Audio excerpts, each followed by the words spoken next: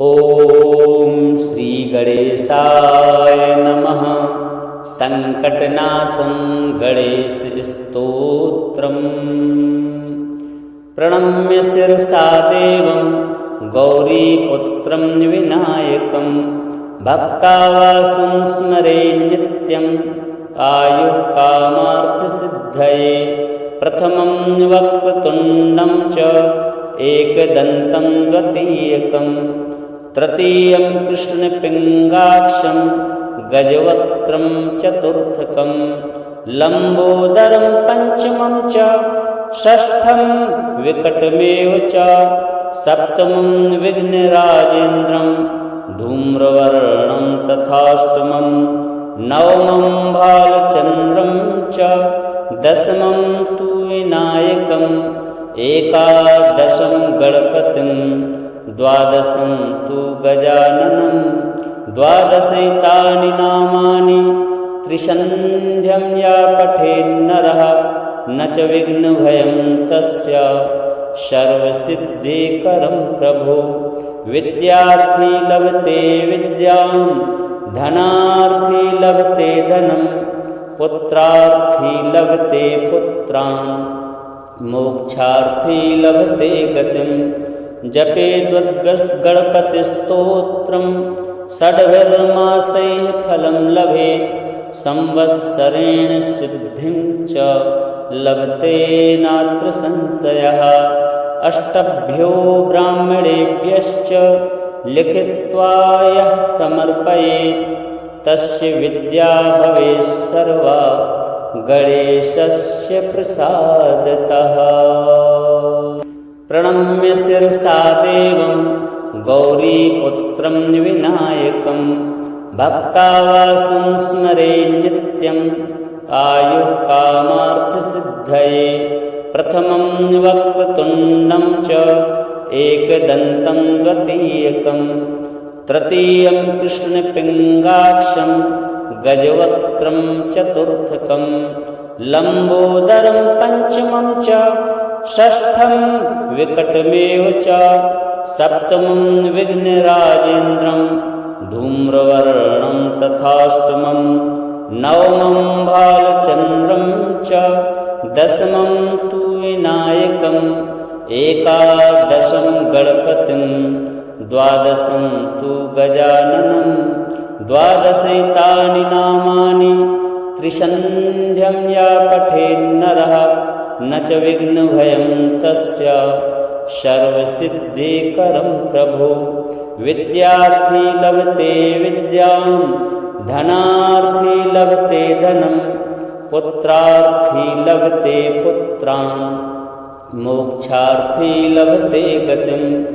जपेद्गणपतिस्तोत्रं षड्भिर्मासैः फलं लभेत् संवत्सरेण सिद्धिं च लभते नात्र संशयः। अष्टभ्यो ब्राह्मणेभ्यश्च लिखित्वा यः समर्पयेत् तस्य विद्या भवेत् सर्वा गणेशस्य प्रसादतः। प्रणम्य शिरसा देवं गौरीपुत्रं विनायकं भक्तावासं स्मरे नित्यं आयुः कामार्थसिद्धये। प्रथमं वक्रतुण्डं च एकदन्तं द्वितीयकं तृतीयं कृष्णपिङ्गाक्षं गजवक्त्रं चतुर्थकं लम्बोदरं पञ्चमं च षष्ठं विकटमेव च सप्तमं विघ्नराजेन्द्रं धूम्रवर्णं तथाष्टमं नवमं भालचन्द्रं च दशमं तु विनायकम् एकादशं गणपतिं द्वादशं तु गजाननं द्वादशैतानि नामानि त्रिसन्ध्यं या पठेन्नरः न च विघ्नभयं तस्य सर्वसिद्धिकरं प्रभो। विद्यार्थी लभते विद्यां धनार्थी लभते धनं पुत्रार्थी लभते पुत्रान् मोक्षार्थी लभते गतिं।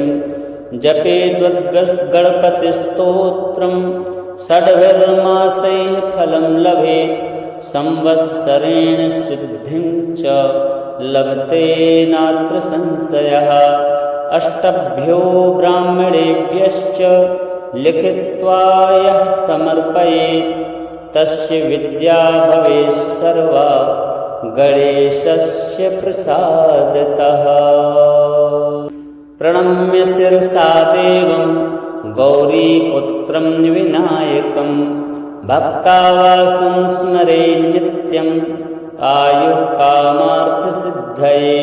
प्रथमं वक्रतुण्डं च एकदन्तं द्वितीयकं तृतीयं कृष्णपिङ्गाक्षं गजवक्त्रं चतुर्थकं लम्बोदरं पञ्चमं च षष्ठं विकटमेव च सप्तमं विघ्नराजेन्द्रं धूम्रवर्णं तथाष्टमं नवमं भालचन्द्रं च दशमं तु विनायकम् एकादशं गणपतिं द्वादशं तु गजाननं द्वादशैतानि नामानि त्रिसन्ध्यं या पठेन्नरः न च विघ्नभयं तस्य सर्वसिद्धिकरं प्रभो।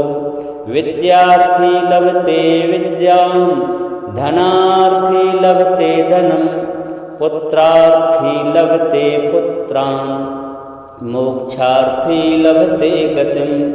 जपेद्गणपतिस्तोत्रं षड्भिर्मासैः फलं लभेत् संवत्सरेण सिद्धिं च लभते नात्र संशयः। अष्टभ्यो ब्राह्मणेभ्यश्च लिखित्वा यः समर्पयेत् तस्य विद्या भवेत् सर्वा गणेशस्य प्रसादतः। प्रणम्य शिरसा देवं गौरीपुत्रं विनायकं भक्तावासं स्मरे नित्यं आयुः कामार्थसिद्धये। प्रथमं वक्रतुण्डं च एकदन्तं द्वितीयकं तृतीयं कृष्णपिङ्गाक्षं गजवक्त्रं चतुर्थकं लम्बोदरं पञ्चमं च षष्ठं विकटमेव च सप्तमं विघ्नराजेन्द्रं धूम्रवर्णं तथाष्टमं नवमं भालचन्द्रं च दशमं तु विनायकम् एकादशं गणपतिं द्वादशं तु गजाननं द्वादशैतानि नामानि त्रिसन्ध्यं या पठेन्नरः न च विघ्नभयं तस्य सर्वसिद्धिकरं प्रभो। विद्यार्थी लभते विद्यां धनार्थी लभते धनं पुत्रार्थी लभते पुत्रान् मोक्षार्थी लभते गतिं। जपेद्गणपतिस्तोत्रं षड्भिर्मासैः फलं लभेत् संवत्सरेण सिद्धिं च लभते नात्र संशयः।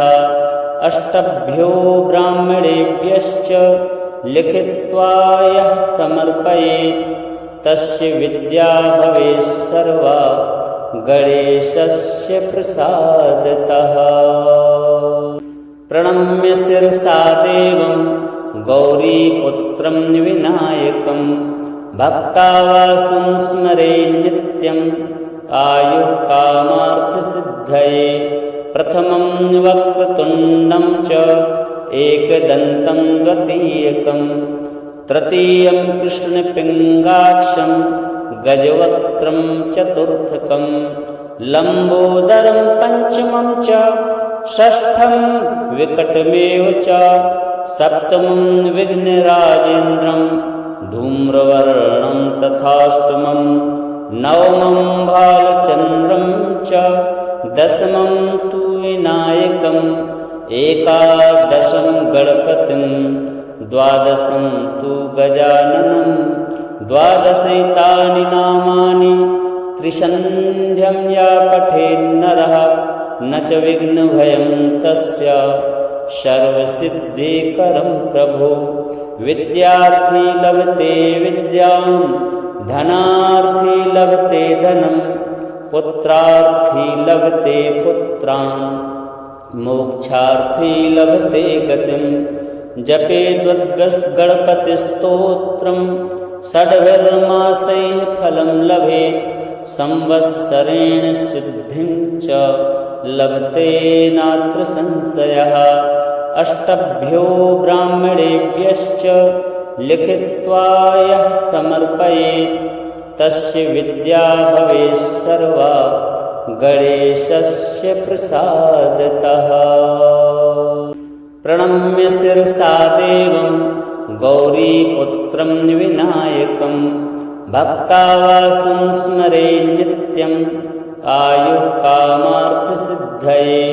प्रथमं वक्रतुण्डं च एकदन्तं द्वितीयकं, तृतीयं कृष्णपिङ्गाक्षं गजवक्त्रं चतुर्थकं, लम्बोदरं पञ्चमं च षष्ठं विकटमेव च, सप्तमं विघ्नराजेन्द्रं धूम्रवर्णं तथाष्टमं, नवमं बालचन्द्रं च, दशमं तु विनायकम्, एकादशं गणपतिं, द्वादशं तु गजाननं, द्वादशैतानि नामानि त्रिसन्ध्यं या पठेन्नरः, न च विघ्नभयं तस्य सर्वसिद्धिकरं प्रभो। विद्यार्थी लभते विद्यां, धनार्थी लभते धनं, पुत्रार्थी लभते पुत्रान्, मोक्षार्थी लभते गतिं। जपेद्गणपतिस्तोत्रं षड्भिर्मासैः फलं लभेत्, संवत्सरेण सिद्धिं च लभते नात्र संशयः।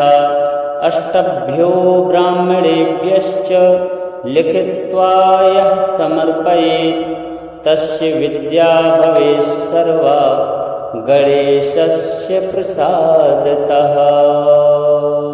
प्रणम्य शिरसा देवं गौरीपुत्रं विनायकं, भक्तावासं स्मरे नित्यं आयुः कामार्थसिद्धये।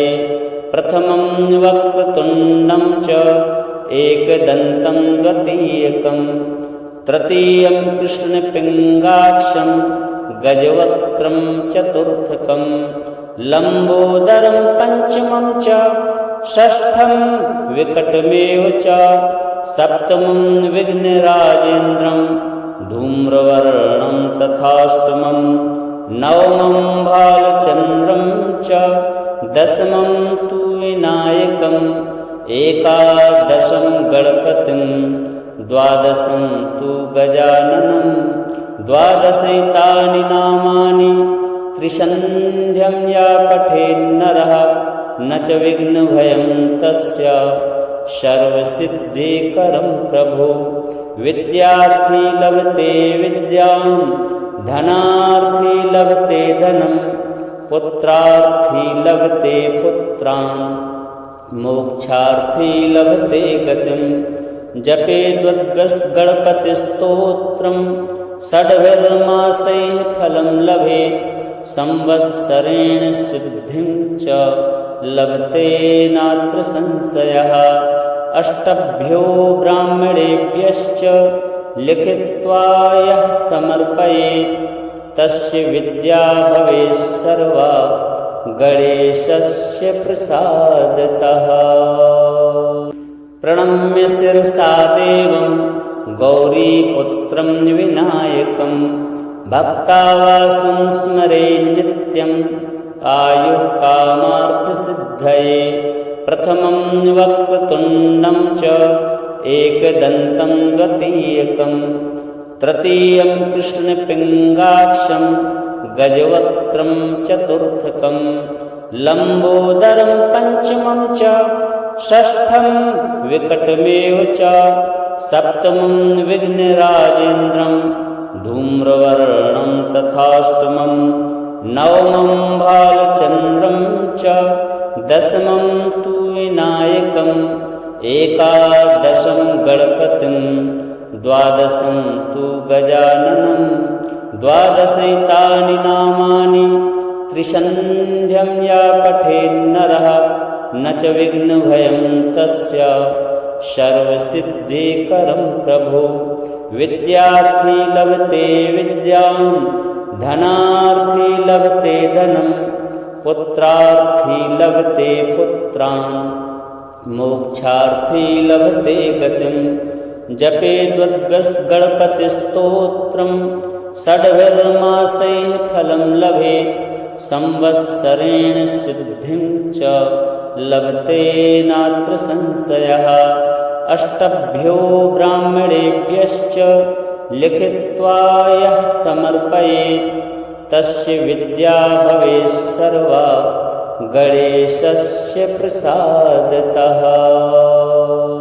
प्रणम्य शिरसा देवं गौरीपुत्रं विनायकं भक्तावासं स्मरे नित्यम् आयुः कामार्थसिद्धये। प्रथमं वक्रतुण्डं च एकदन्तं द्वितीयकं तृतीयं कृष्णपिङ्गाक्षं गजवक्त्रं चतुर्थकं लम्बोदरं पञ्चमं च षष्ठं विकटमेव च सप्तमं विघ्नराजेन्द्रं धूम्रवर्णं तथाष्टमं नवमं बालचन्द्रं च दशमं तु विनायकम् एकादशं गणपतिं द्वादशं तु गजाननं द्वादशैतानि नामानि त्रिसन्ध्यं या पठेन्नरः न च विघ्नभयं तस्य सर्वसिद्धिकरं प्रभो। विद्यार्थी लभते विद्यां धनार्थी लभते धनं पुत्रार्थी लभते पुत्रान् मोक्षार्थी लभते गतिं। जपेद्गणपतिस्तोत्रं षड्भिर्मासैः फलं लभेत् संवत्सरेण सिद्धिं च लभते नात्र संशयः। अष्टभ्यो ब्राह्मणेभ्यश्च लिखित्वा यः समर्पयेत् तस्य विद्या भवेत् सर्वा गणेशस्य प्रसादतः। प्रणम्य शिरसा देवं गौरीपुत्रं विनायकं भक्तावासं स्मरे नित्यम् आयुः कामार्थसिद्धये। प्रथमं वक्रतुण्डं च एकदन्तं द्वितीयकं तृतीयं कृष्णपिङ्गाक्षं गजवक्त्रं चतुर्थकं लम्बोदरं पञ्चमं च षष्ठं विकटमेव च सप्तमं विघ्नराजेन्द्रं धूम्रवर्णं तथाष्टमं नवमं बालचन्द्रं च दशमं तु विनायकम् एकादशं गणपतिं द्वादशं तु गजाननं द्वादशैतानि नामानि त्रिसन्ध्यं या पठेन्नरः न च विघ्नभयं तस्य सर्वसिद्धिकरं प्रभो। विद्यार्थी लभते विद्यां धनार्थी लभते धनं पुत्रार्थी लभते पुत्रान् मोक्षार्थी लभते गतिं। जपेद्गणपतिस्तोत्रं षड्भिर्मासैः फलं लभेत् संवत्सरेण सिद्धिं च लभते नात्र संशयः। अष्टभ्यो ब्राह्मणेभ्यश्च लिखित्वा यः समर्पयेत् तस्य विद्या भवेत् सर्वा गणेशस्य प्रसादतः। प्रणम्य शिरसा देवं गौरीपुत्रं विनायकं भक्तावासं स्मरे नित्यम् आयुः कामार्थसिद्धये। प्रथमं वक्रतुण्डं च एकदन्तं द्वितीयकं तृतीयं कृष्णपिङ्गाक्षं गजवक्त्रं चतुर्थकं लम्बोदरं पञ्चमं च षष्ठं विकटमेव च सप्तमं विघ्नराजेन्द्रं धूम्रवर्णं तथाष्टमं नवमं भालचन्द्रं च दशमं तु विनायकम् एकादशं गणपतिं द्वादशं तु गजाननं द्वादशैतानि नामानि त्रिसन्ध्यं या पठेन्नरः न च विघ्नभयं तस्य सर्वसिद्धिकरं प्रभो विद्यार्थी लभते विद्यां धनार्थी लभते धनं पुत्रार्थी लभते पुत्रान् मोक्षार्थी लभते गतिं जपेद्गणपतिस्तोत्रं षड्भिर्मासैः फलं लभेत् संवत्सरेण सिद्धिं च लभते नात्र संशयः अष्टभ्यो ब्राह्मणेभ्यश्च लिखित्वा यः समर्पयेत् तस्य विद्या भवेत् सर्वा गणेशस्य प्रसादतः।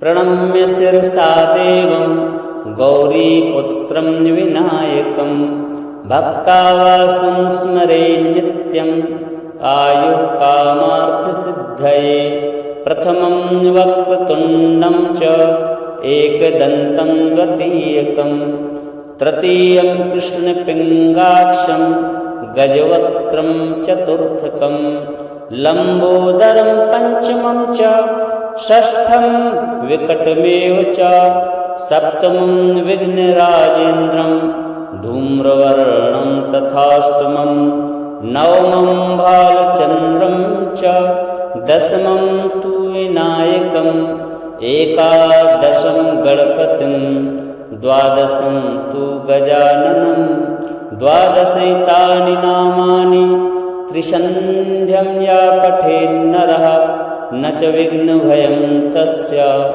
सर्वसिद्धिकरं प्रभो विद्यार्थी लभते विद्यां धनार्थी लभते धनं पुत्रार्थी लभते पुत्रान् मोक्षार्थी लभते गतिं जपेद्गणपतिस्तोत्रं षड्भिर्मासैः फलं लभेत् संवत्सरेण सिद्धिं च लभते नात्र संशयः अष्टभ्यो ब्राह्मणेभ्यश्च लिखित्वा यः समर्पयेत् तस्य विद्या भवेत् सर्वा गणेशस्य प्रसादतः।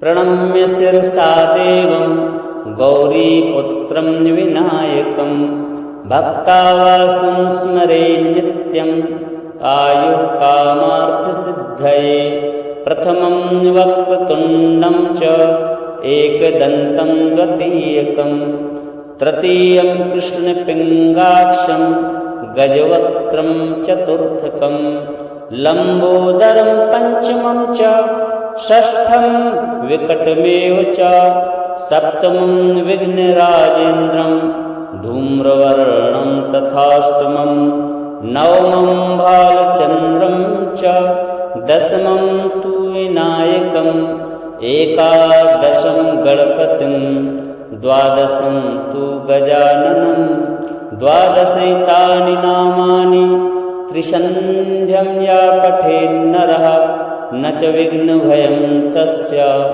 सर्वसिद्धिकरं प्रभो विद्यार्थी लभते विद्यां धनार्थी लभते धनं पुत्रार्थी लभते पुत्रान् मोक्षार्थी लभते गतिं जपेद्गणपतिस्तोत्रं षड्भिर्मासैः फलं लभेत् संवत्सरेण सिद्धिं च लभते नात्र संशयः अष्टभ्यो ब्राह्मणेभ्यश्च लिखित्वा यः समर्पयेत् तस्य विद्या भवेत् सर्वा गणेशस्य प्रसादतः। प्रणम्य शिरसा देवं गौरीपुत्रं विनायकं भक्तावासं स्मरे नित्यम् आयुः कामार्थसिद्धये प्रथमं वक्रतुण्डं च एकदन्तं द्वितीयकं तृतीयं कृष्णपिङ्गाक्षं गजवक्त्रं चतुर्थकं लम्बोदरं पञ्चमं च षष्ठं विकटमेव च सप्तमं विघ्नराजेन्द्रं धूम्रवर्णं तथाष्टमं नवमं भालचन्द्रं च दशमं तु विनायकम् एकादशं गणपतिं द्वादशं तु गजाननं द्वादशैतानि नामानि त्रिसन्ध्यं या पठेन्नरः न च विघ्नभयं तस्य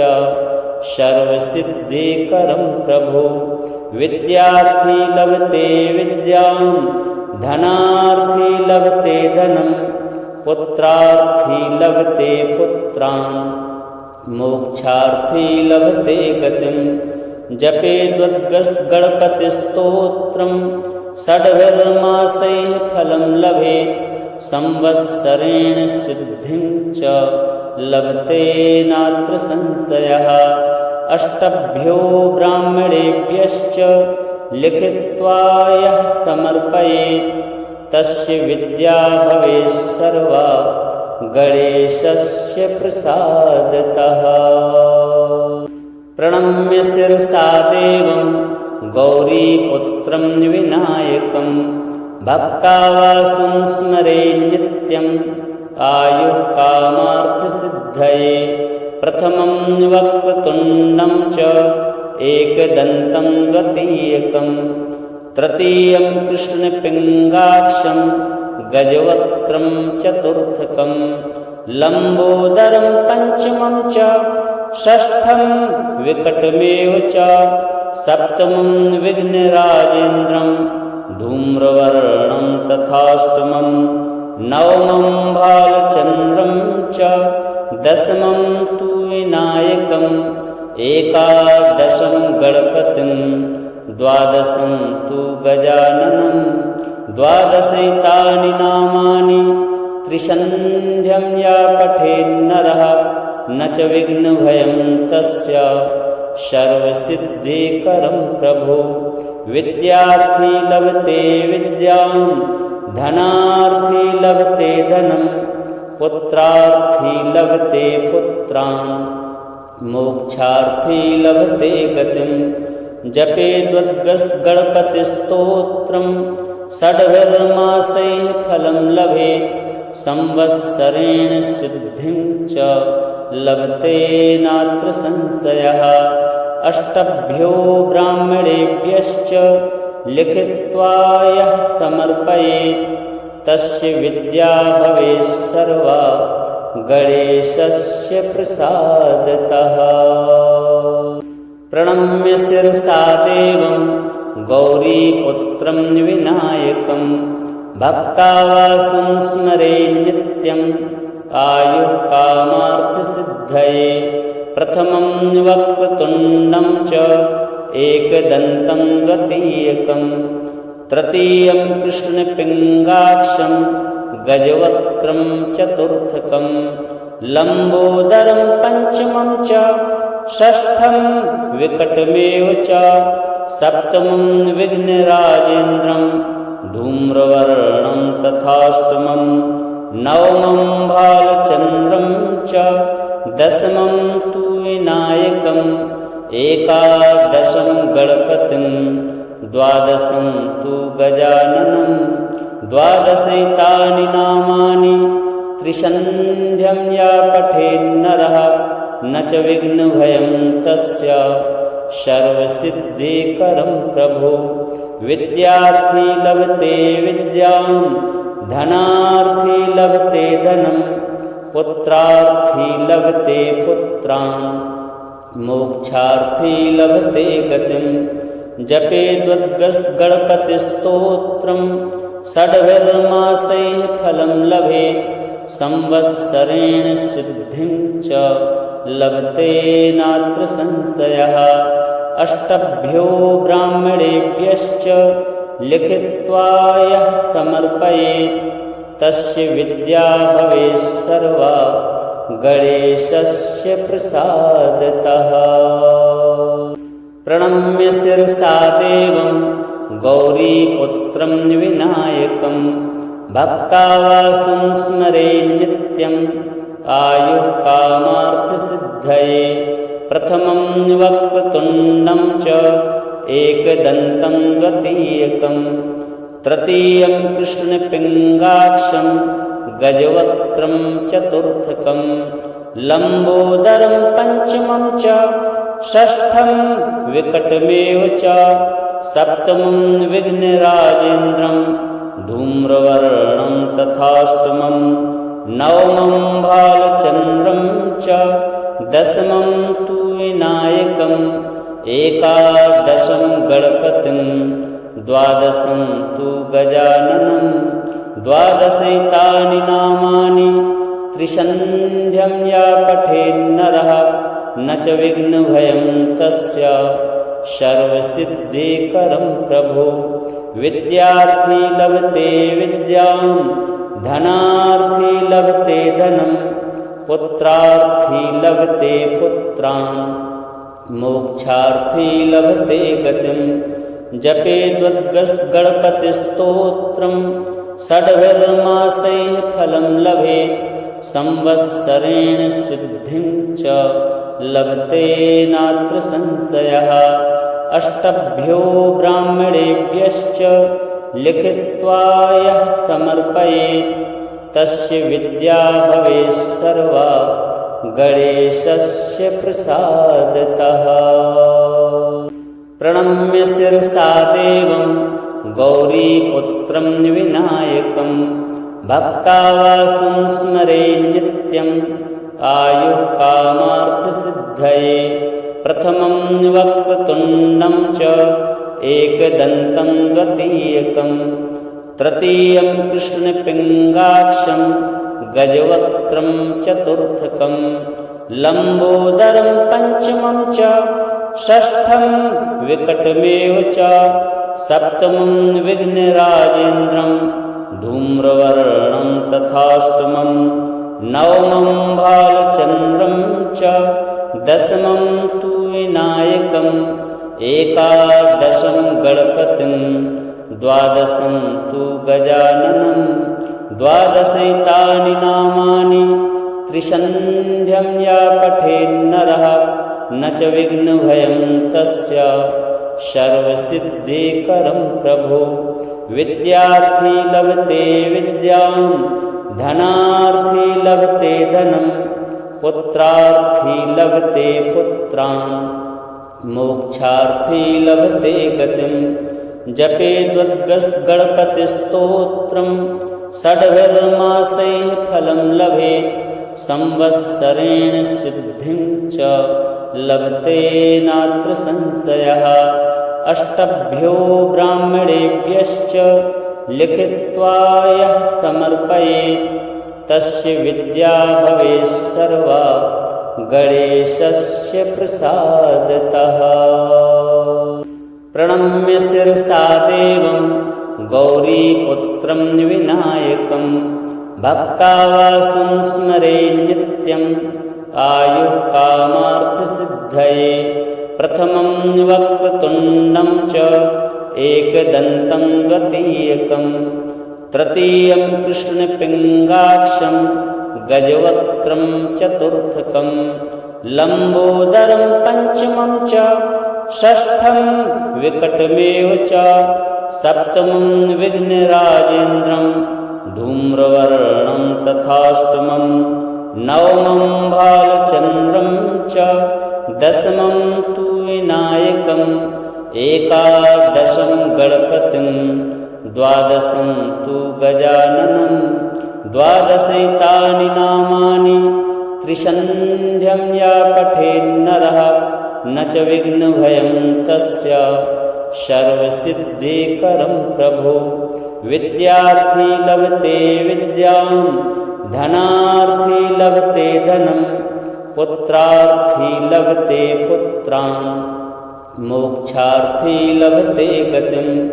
जपेद्गणपतिस्तोत्रं षड्भिर्मासैः फलं लभेत् संवत्सरेण सिद्धिं च लभते नात्र संशयः। अष्टभ्यो ब्राह्मणेभ्यश्च लिखित्वा यः समर्पयेत् तस्य विद्या भवेत् सर्वा गणेशस्य प्रसादतः। प्रणम्य शिरसा देवं गौरीपुत्रं विनायकं भक्तावासं स्मरे नित्यं आयुः कामार्थसिद्धये। प्रथमं वक्रतुण्डं च एकदन्तं द्वितीयकं तृतीयं कृष्णपिङ्गाक्षं गजवक्त्रं चतुर्थकं लम्बोदरं पञ्चमं च षष्ठं विकटमेव च सप्तमं विघ्नराजेन्द्रं धूम्रवर्णं तथाष्टमं नवमं बालचन्द्रं च दशमं तु विनायकम् एकादशं गणपतिं द्वादशं तु गजाननं द्वादशैतानि नामानि त्रिसन्ध्यं या पठेन्नरः न च विघ्नभयं तस्य सर्वसिद्धिकरं प्रभो। विद्यार्थी लभते विद्यां धनार्थी लभते धनं पुत्रार्थी लभते पुत्रान् मोक्षार्थी लभते गतिं। जपेद्गणपतिस्तोत्रं षड्भिर्मासैः फलं लभेत् संवत्सरेण सिद्धिं च लभते नात्र संशयः। अष्टभ्यो ब्राह्मणेभ्यश्च लिखित्वा यः समर्पयेत् तस्य विद्या भवेत् सर्वा गणेशस्य प्रसादतः।